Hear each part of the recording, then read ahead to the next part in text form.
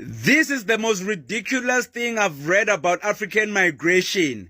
They are saying the Bantu. And bear in mind, the word Bantu, none of us in Africa called ourselves Bantu until the colonizers came to Africa.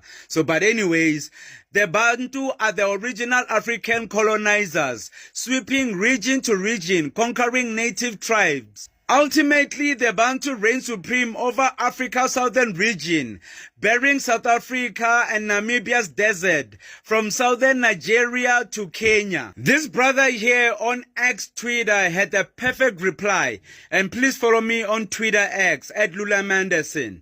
Using this as a base to discredit our claim to South Africa is like telling the Germanic people that they colonized mainland Europe. Africans can't tell Europeans what to do in Europe, just like Europeans can't tell Africans what to do in Africa. Calling us